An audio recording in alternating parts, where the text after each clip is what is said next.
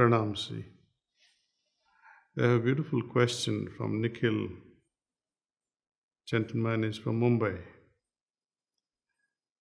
He asks, Namaste, sir. Namaste, Nikhil. Can you please guide on how should we deal with power dynamics in relationships, at work, or even at home?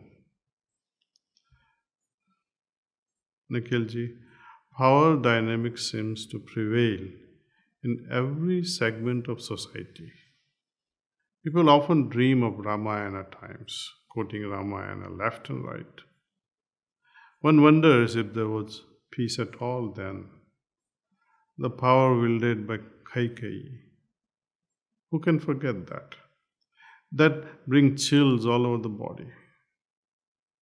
Imagine the moment when Raja Dashrath had to fulfill her promises that resulted later in heart attacks that killed him. Mother Sita, she succumbs to humiliation on occasions after occasions. 14 years of Vanavasa undergone by this trio of Lord Rama, Mother Sita, and loyal brother Lakshman. Finally, Lord Rama ends up taking Jal Samadhi in river Saryu near Ayodhya. Why such a long story to your inquiry?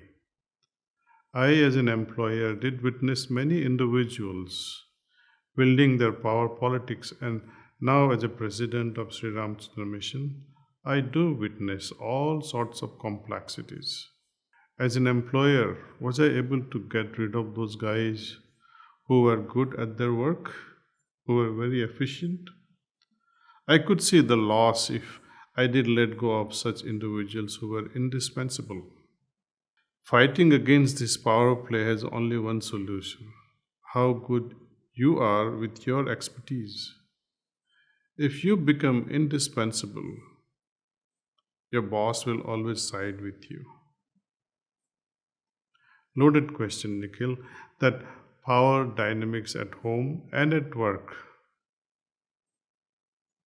It stems from this same root cause, clash of ego.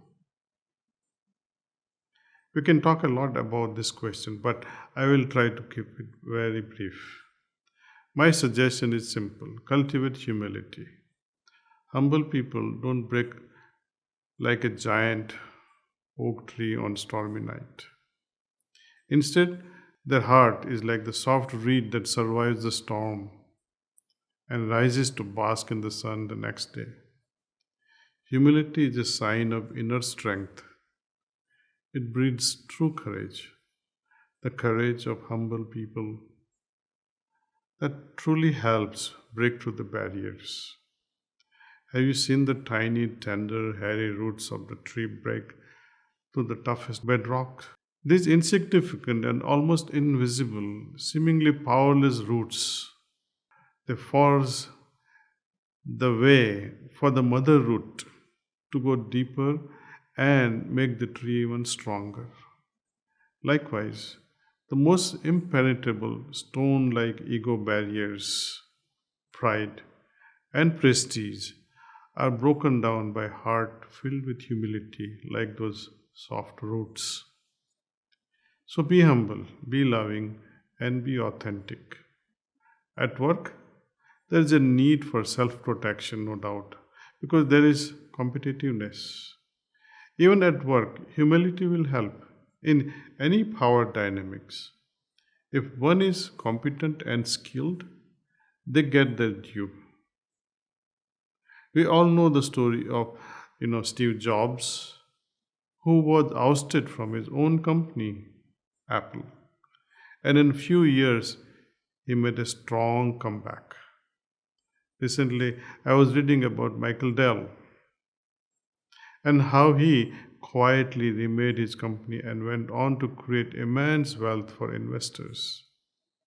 Both Steve Jobs and Michael Dell were competent, and they outlived the power struggle.